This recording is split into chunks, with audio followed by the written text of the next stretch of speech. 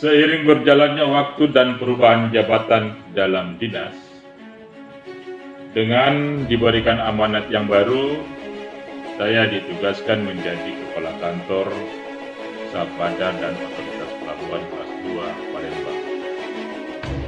Menjadi Kepala Kantor KSOP Kelas 2 Palembang adalah tantangan baru untuk saya.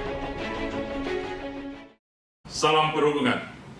Saya Haji Irwan, Sarjana Hukum, Master Pendidikan, Master Marine Engineer, Kepala Kantor KSOP Kelas 2 Palembang.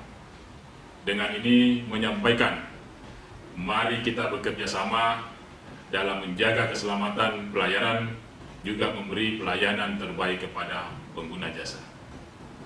Tetap utamakan keselamatan, zero incident, better service.